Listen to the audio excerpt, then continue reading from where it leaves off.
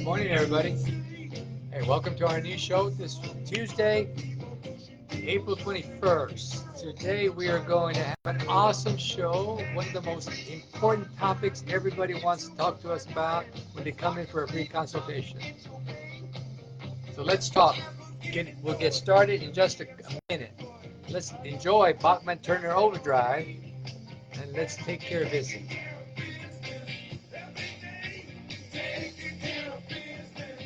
Yes, we have. That's what we do here at Altor CPAPC. We take care of your business with you, and we are alongside you all the way. All right, so let's count this down as we begin the show in 10. Gentlemen, let's do this. All right. All right, get your pencil and paper ready. You're going to love the show. All right. Got my water.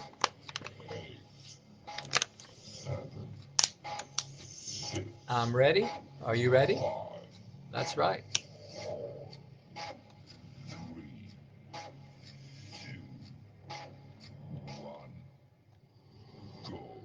All right, welcome everyone who's watching us live on Facebook. My name is Raul Torres. I am your host. I've been in this business over 32 years. Our firm here in Corpus Christi has definitely made an impact in the lives of many business owners. Uh, we have primarily focused on the small business owner. So today's topic has to do with you.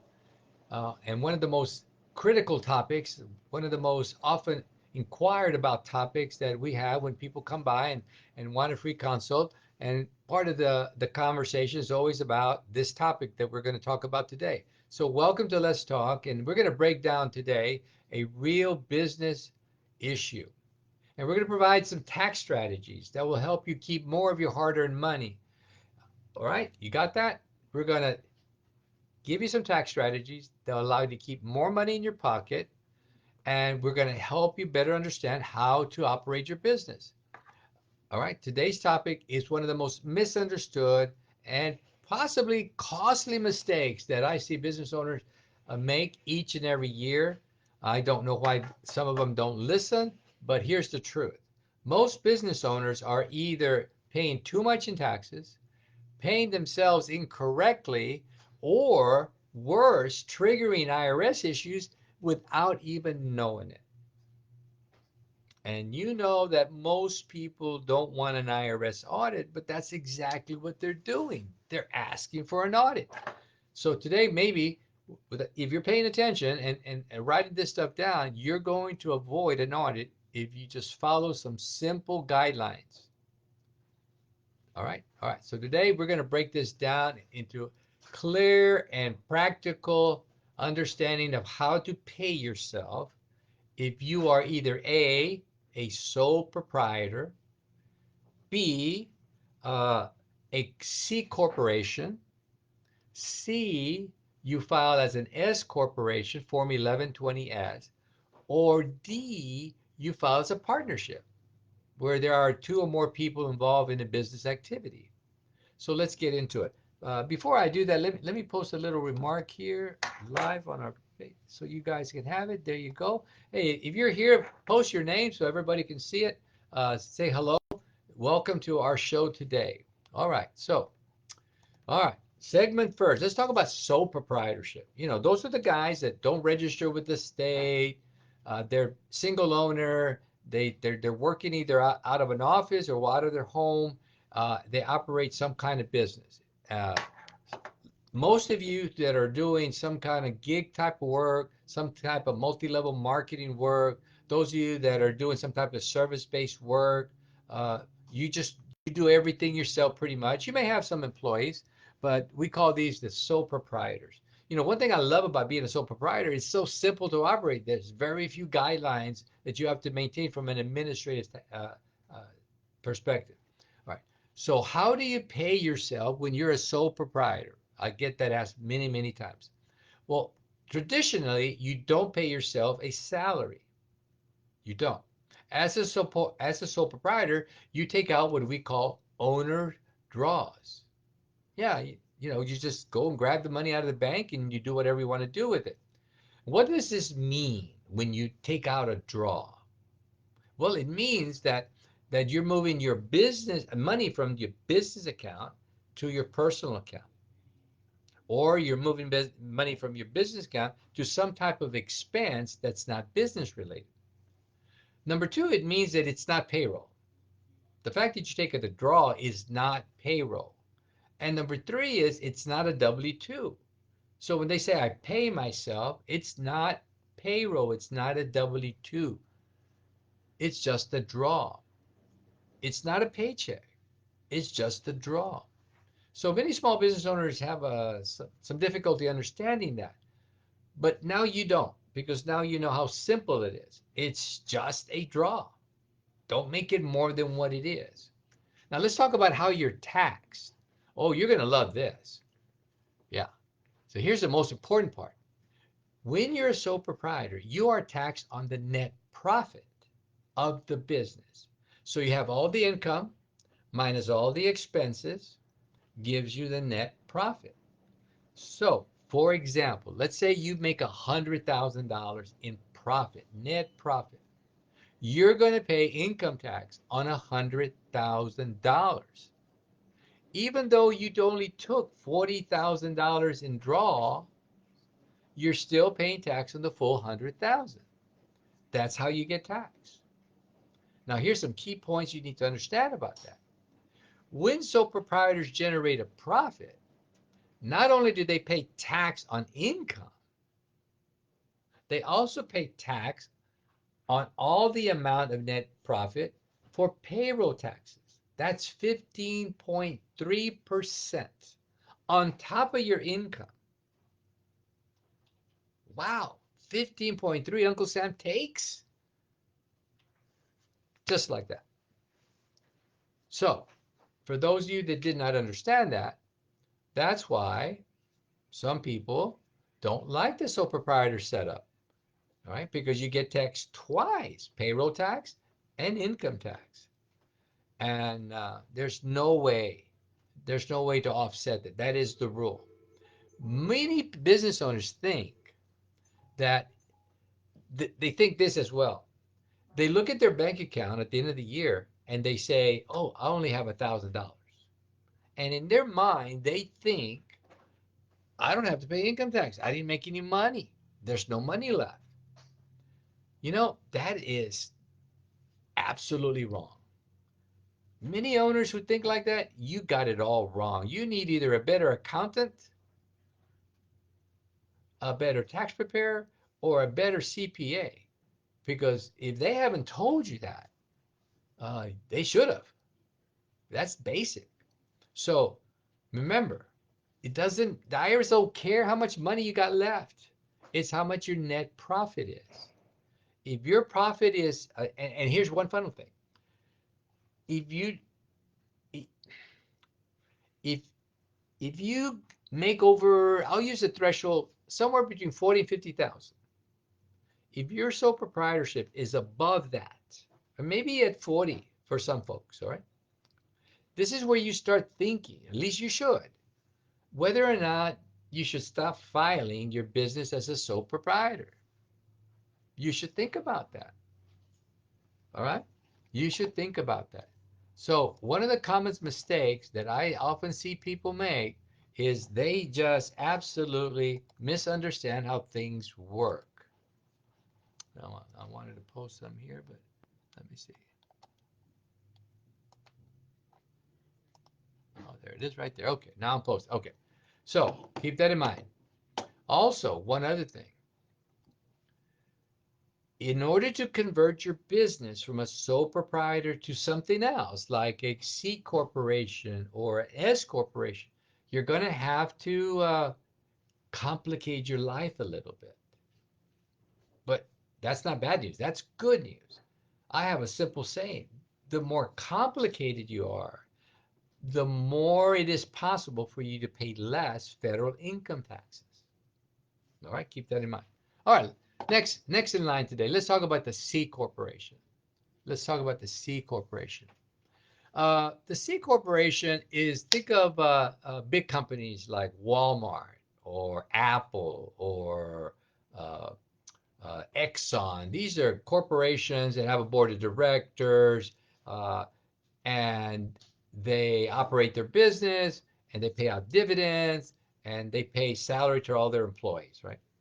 Well, the little guy can be a C corporation as well. There are times when that's very appropriate. And there's other times where it may not be appropriate. And when I use the word appropriate, means I'm always going back to, does it give the owner what the owner wants? That's the key. Does it give me what I want? So let's get some better understanding of what a C corporation. First of all, when you operate as a C corporation, the C corporation stands over here, and the owner stands over here, totally separate from the corporation. The corporation is treated like, let's say, a human being in the sense of for filing taxes. The corporation files a tax return, pays taxes on profit or net income, and then it distributes the profit to the owners if it wants to. Okay, it's totally separate. So whatever happens inside the business, besides the W-2, nothing else shows up on the individual's tax return. For some people, that's the perfect setup. That's exactly what they need to accomplish. Again, what does the owner want? All right, all right. So another thing that's very hard for small business owners to understand is when you decide to complicate your life, as I said earlier, and file as a corporation, a C corporation, S corporation, you are an employee of the company. You the owner, right? You get a W-2. You're also the shareholder, and the shareholder gets to decide who's going to operate the company, right? Through voting, right? And then the whoever decide is set up as the operation CEO or the president of the company, that person hires the employees. All right. So keep that in mind. So there's another way to get paid when you're a C corporation. Remember I said that the corporation pays tax on the net income. Well, if there's money left over, the owners, the shareholders, can receive a dividend. Just like you do if you put money in the bank sends you a check because you invested $100 with them. They're using the money to make money, and then they pay you interest. Well, it's not really interest; they call it a dividend, right? A share of the profits. It's a better definition. All right. So so you can receive dividends, but here's the downside: the corporation, when they issue you the check, can't take a deduction. The other bad part of that outcome is that when you receive the dividend, it becomes taxable to you. So we call that double taxation. Number one, let's say you receive a $10,000 dividend. The corporation pay tax on the 10,000, which is 21%. And then when you receive it from the company, let's say you're in the 12% tax bracket, which is kind of low income, right? So that 21 plus the 12, you're going to end up paying 33% tax on that $10,000. That's why many other people don't like the concept of double taxation. All right. So let's move on to the other idea. All right. So let me see. Let me. I want to post this. So you guys have this here. You have it right there. And great. All right. So let's just suppose your corporation makes $100,000 profit. Immediately, the federal income tax on $100,000 is 21,000. So Uncle Sam says, write me a check. And then let's just hypothetically say you want to get $100,000 out of the company and do whatever you want to do. I mean, you're the investor, you're the shareholder. Well, when you receive that 100,000, you're going to pay tax on the 100,000. The company does not get a deduction. All right. So let's say you're now in the 22% tax bracket at that level at 100,000. All right. So now you got the 21% that the corporation paid. Now you're at the 22% that you paid. At the end of the day, that 100,000, you're going to owe let me see, 22 plus 21, 43% tax. Or you're going to write Uncle Sam a check for $43,000, a total IRS taxes for that $100,000 of profit.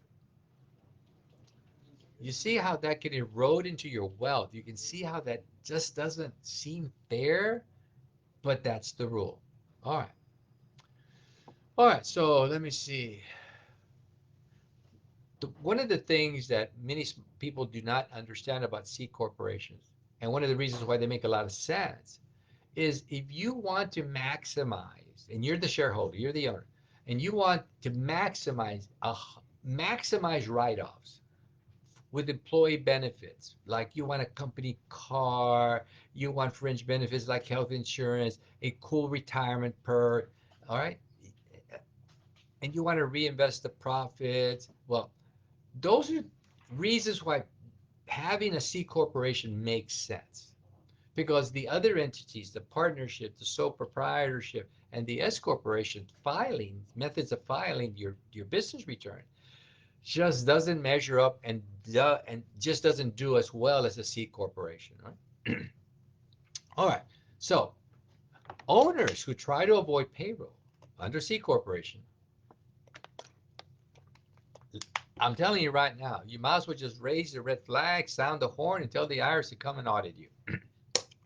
That's what they're looking for. Now, I cannot guarantee you that the IRS will audit you, but I'm telling you that's what they're looking for. That's what we call a red flag. If you work a business or own a business as a corporation, unlike the sole proprietor where the IRS doesn't care about you receiving a paycheck, as a corporation, they want you to pay yourself a reasonable salary. And here's the cliche to that word reasonable. The IRS doesn't tell us what it means. You and I get to decide, or you and your tax professional, or your CPA, your advisor. You get to decide. All right. So keep that in mind. If it's not reasonable, the IRS may come knocking on your door.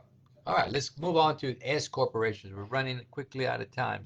10:45. By the way, let me take a quick pause and let me say uh, uh, hello to all of our clients and all our friends that are watching. Thank you for watching us here live on Facebook. Uh, I've been doing this over 32 years, and it just seems to get more and more fun each and every year. So we are so blessed. The Lord has been very good to us. We got a great team here of dedicated professionals that are ready to serve the business community. These are individuals that aren't doing it just because they want to check. They're doing it because they care. They're doing it because they want to be better at providing the services that so many of you need right now. Because I would take this bet that I would say that in many cases, over 95% of the cases, small business owners overpay their taxes. And that's probably you. And it's a shame, isn't it, that you can't keep more of your money? But here's the beauty of it, that most people are not told, either by the IRS or their professional advisor, you don't have to pay taxes. Not if you construct a legal, sound plan based on IRS rules. There's so many ways to minimize or dramatically or completely eliminate taxes. For example, let's say you have a piece of land. It's you bought it for 100,000. Today it's worth 800,000. You got it. You got it, right? You did well. And you want to cash in that $800,000 piece of land. Well, most people will tell you, well, when you sell it, you're going to pay taxes on it. You're going to pay capital gains taxes. Well, let's do 20% of $800,000. That's going to be your tax. Not a pretty picture. 160K? Man, that's a lot of money. But here's the beauty of it. You don't have to. There is a legal way not to. So keep that in mind. Again, we've been here over 32 years, my staff and I. We love what we do, and we're ready to serve you. Again, my name is Raul Torres. I'm your host here on Let's Talk, and we invite you each and every week, Tuesday at 10:30 a.m. Let's move on now to segment three. S corporations. Everybody loves the S corporations, don't they? Yes, they do. Yes, they do. So let me tell you about S corporations. S corporations are probably the number one way for small business owners to get a better grasp of their federal income tax liability exposure. The best way. If that's your priority and that's your number one goal is to completely attack federal income taxes from a business perspective and keep more of your money, S corp filing is the way to go. But it does complicate your life. It's not as simple as the sole proprietorship. But here's the beauty, there's no double tax like the C corporation. And it gives us other tools to better manage the federal tax liability.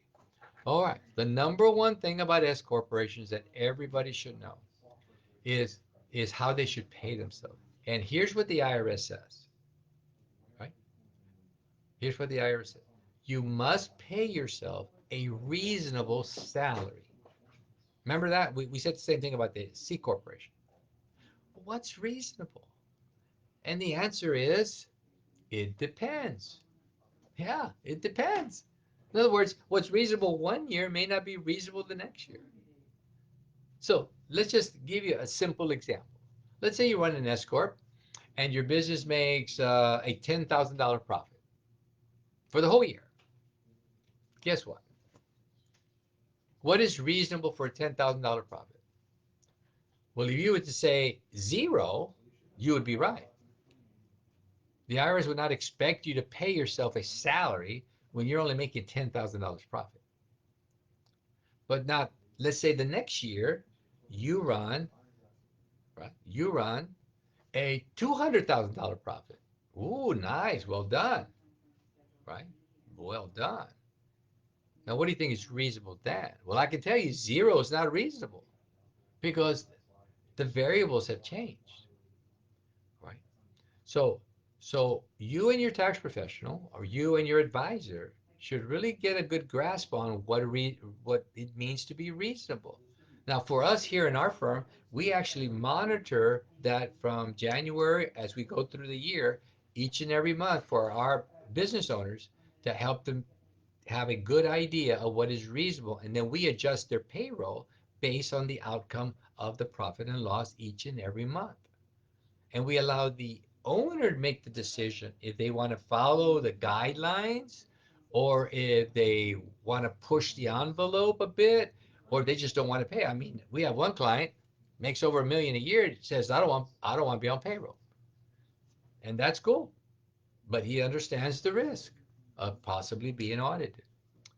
All right, and we have other clients who say, well, I really don't want to do anything to get into an audit, so just pay me this, and they'll pay themselves $150,000 of payroll, and they only make $50,000 of profit, which means they basically gave Uncle Sam an extra 20 grand in payroll taxes they didn't have to. But just everybody's different, right? All right, so get back to focus. Why does it matter? Well, first of all, before I say why, there's two ways in S corporations, like a C corporation, how a shareholder, owner, member gets paid. Salary and dividends for the C corp, distributions for the S corp. All right, two different words. Dividends for the C corp, distributions for the S corp. So other people call them owner withdrawals. All right. So here's a kicker. Any payroll that the owner takes is subject to payroll taxes. Keep that in mind. All right. And so they're taxed at 15.3%. So when you decide to raise your salary, when you file an S corp, you're deciding to give Uncle Sam more of your tax money, more of your money in taxes. All right. So that's the end result of that. So let's say you make $100,000 and your salary is $50,000 and you take $50,000 distribution. what do you pay in taxes? Well, you pay income tax on the salary, 50,000, right? And you're going to pay income tax on the 100,000. The 100,000, your K1 income, we call it, is subject to self-employment tax. So in other words, you really made $150,000 in income because you took out 50 and then you got a K1 for 100. So the 100,000 doesn't pay tax on payroll tax. It's not subject to payroll tax. Only the 50. This can save you literally thousands of dollars every year with proper management and oversight. Here's the golden rule. Here's a golden rule. Keep this in mind. When you decide to file an S corp, you must, or you would be wise to come up with reasonable compensation for your W-2. You go too high, you overpay. You go too low, you may be subject to an audit. All right, just keep that in mind. So, all right. Now, what happens if you're one of those bold and daring shareholders and say, I'm not afraid of the IRS, I can do whatever I want? Yep, you can. I keep telling my staff, we never tell a client they have to do anything. We recommend everything, and we sometimes highly recommend some things. Right? So what happens? All right, if you don't pay yourself a reasonable salary. Well, first of all, a few summers back, there was some court cases in tax court that really set the foundation for future events. One of them was a court case where this particular S corp owner was taking distributions, right? Taking distributions, uh, and the IRS audited him, and they decided that even though his company made, I don't know, somewhere like $300,000 of profit, and he took no W-2 pay, that they were going to classify all $300,000 of distributions as payroll. Now, that means that he paid 15% tax on most of that money. Social Security tax stops somewhere around 180, 182, I think is the threshold. But Medicare tax and federal income tax goes to all the 300,000. And so the judge ruled in favor of the IRS, said, yeah. All right. Uh, so on top of that, there's penalties and interest for not paying the payroll tax when it was earned. And so this guy got stuck with a huge tax bill simply because he didn't pay himself reasonable compensation. So there is a sweet spot. There is a sweet spot. S corporation election often makes sense. Again, keep in mind, when you're between 40 and $50,000 of net profit in a sole proprietor, anything above that, you're going to start saving money by reducing your taxes if you decide to convert to an S corporation. All right. All right. So whatever you do, we highly recommend that you do not take zero salary unless it makes sense. All right. And that if you do take a salary because you need to, keep an eye on it as you go through the year, and you should know what your profit is at the end of every month. Most small business owners get their records, take them to the tax person and say, here you go, prepare my tax return. That's the wrong way to do it, folks. I mean, you might as well just put a blindfold on, hop inside your car or truck, and put the key in ignition and take off. Good luck with wherever you end up with that one, because you have no idea. But I can pretty much tell you, you're not going to like what happens. Same thing here. If you decide to take zero salary, or if you decide you're not going to monitor your profit and you're just going to wing it, right? Not the best way. All right, so we're done. Oh, wait a minute. I got partnerships. I'm sorry, partner. Let's talk about partnerships and multi-member LLCs. All right, keep in mind that an LLC can file as a C corp, an LLC can file as an S corp, an LLC can file as a sole proprietor, but an LLC can also file as a partnership if there's more than if there's two or more. All right, most partnerships pay themselves guaranteed payments. That means the guaranteed payment is subject to payroll tax. All right. It is. I'm not crazy about that because if my guarantee, I have a client whose guaranteed payment is 600,000, right? And he has to pay payroll tax on all 600,000.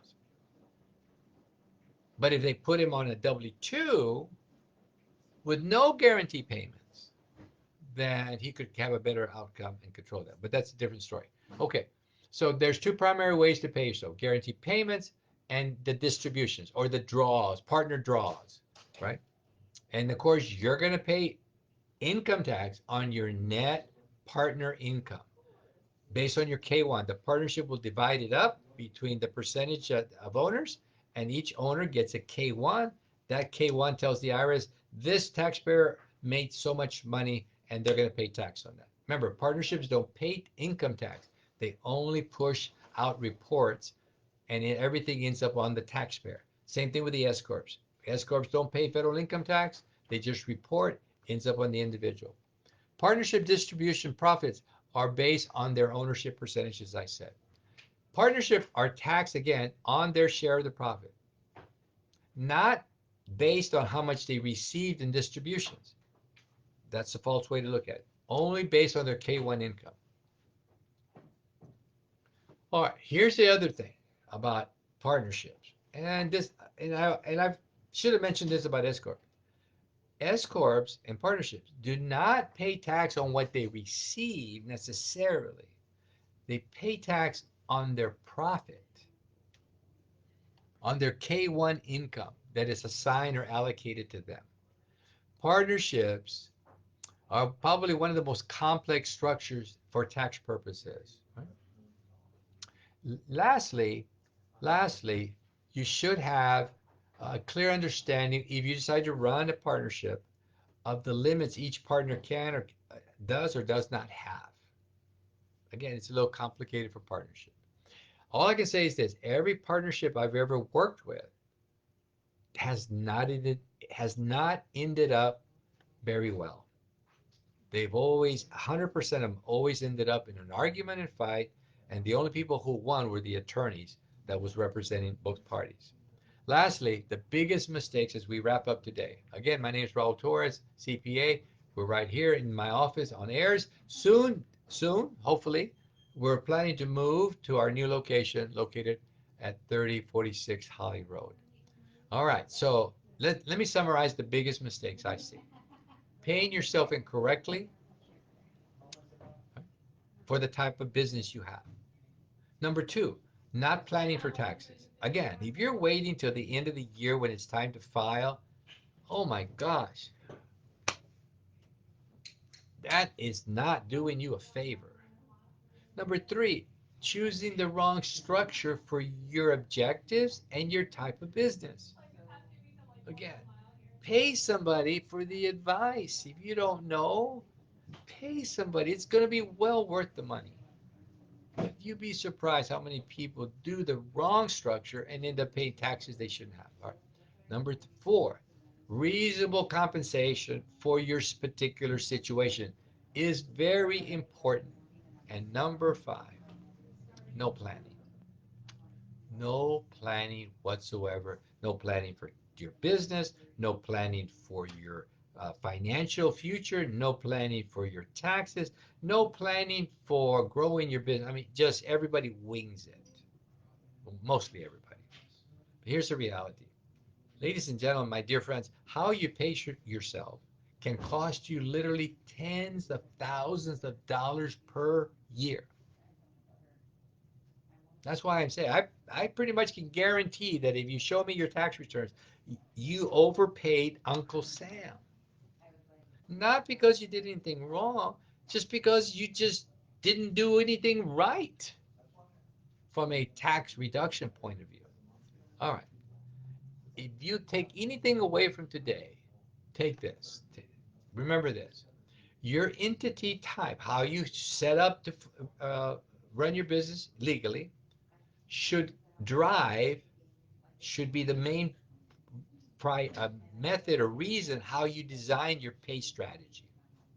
Shouldn't be guesswork. You should figure this out before. And more importantly, what worked last year may not work this year. take your head out of the cobwebs, take them all out, clear your mind, and understand every year's different. And that's why it's important to plan, to be ready for change, to be ready to take action. And you're going to love the result, the different results that you're going to get. Again, if you're a business owner, pay yourself correctly, minimize your taxes legally, structure your business to give you everything you want out of that business. And if you don't know how to do that, give us a call. We're right here to help. Raul Torres CPA PC. We have currently 16 employees. We're all ready to get to work to help you better operate your business, keep more money, more of your money. We're here. Give us a call today, 361-854-0822. Give us a call. We're ready to help. Free consultation. You can't beat that. All right? And we'll walk you through your structure, your compensation, how you've been filing your taxes, and best of all, potentially how much money you can save starting today. All right. Thank you again. Until next time, God is good. And this is Raul Torres reminding you that the right strategy doesn't just make you money, it helps you keep it, helps you grow it. All right. Have a great day, everybody. God bless you.